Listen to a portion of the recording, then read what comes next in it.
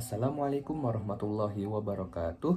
Hello everyone, my name is Faras Muhammad Arun Rizkani from 11.5, and this day I will share my honest review about the book called The Talented Mr. Ripley.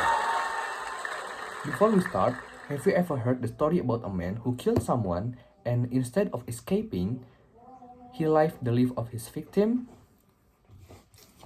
That's the book tells us about. The author of this book is Patricia Highsmith. She is a novelist and short story writer from the United States who was known for her psychological thrillers. Next fun fact.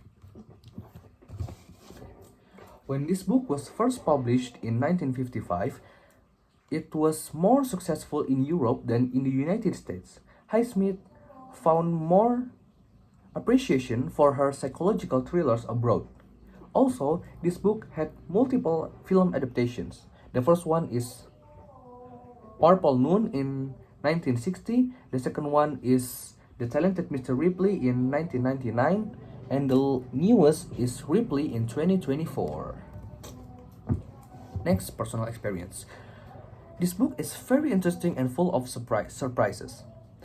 While I was reading this book, I found myself go back and forth with how I felt about Tom. Sometimes I felt sorry for him because he was clearly alone and just wanted to be liked by people. But at the other times, I found myself felt annoyed by his manipulate and dishonest behavior. It was hard to decide whether to empathize with him or be frustrated by him, which made the story more interesting. Next, summary. In the beginning of the story, Tom is running from bar to bar because someone who looked like a businessman was following him. He thinks that person was a cop who trying to catch him, but turns out it was Halbert Greenleaf, Dickie Greenleaf's father. Mr. Greenleaf asked Tom with money to travel to Italy, Mongebello, and convince his son, Dickie, to come back to United States because Dickie's mother is ill and may not live another year. Yeah. And Tom accepts the offer, and in the next day, Tom traveled to Mongebello, Italy. When he arrived, he met Dickie and Marge.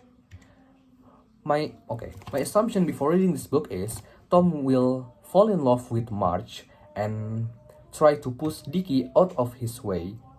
But I was wrong. Tom starts to fall in love with Dickie. Kind of romantic way, but also in brotherly way. The author doesn't say explicitly that Tom was gay, but basically, Tom gets obsessed with Dickie. He wants to become Dickie Greenleaf. Eventually, Tom murders Dickie and drowns him in the middle of the sea when they were sailed on a small boat.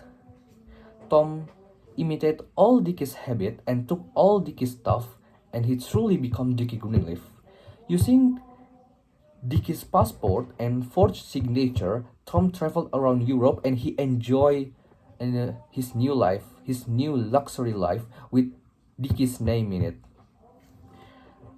But sometimes he also afraid that everything will be revealed. He lies again, manipulate, and even kills to preserve his illusion. Kills again to preserve his illusion. By the end of the story, Tom has narrowly escaped justice and found himself richer and more successful than ever. Yet he's still haunted by paranoia that his crimes may one day catch up with him. Next, interesting character. Yeah. Or favorite character, right?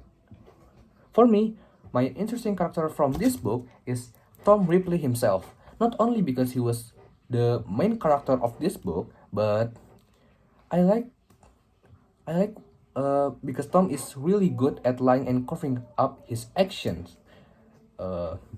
Watching how he escaped danger and keeps up his lies make the story more interesting. Like he is the heart of the story. What I like about the book and what I wish I could change, I will start by what I like about the book. What I like about the book is I like how Patricia Highsmith made us get inside Tom's mind. Like we can understand his thought, fear, and motivation even when he does bad things.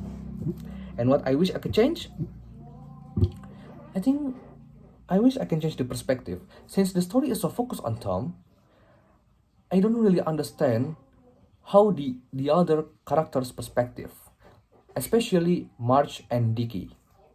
I think that's make the story a little bit confusing for me. Yeah. See? Next, we have quote. It was better to be a fake somebody than a real nobody by Tom Ripley. Uh, why I took this quote because in some situation, copying somebody can feel like a way to escape our insecurity and limitations. I think this quote has such a deep meaning. That's why I took this quote. And it's done. Thank you for attention. Thank you for listening. Wassalamualaikum warahmatullahi wabarakatuh.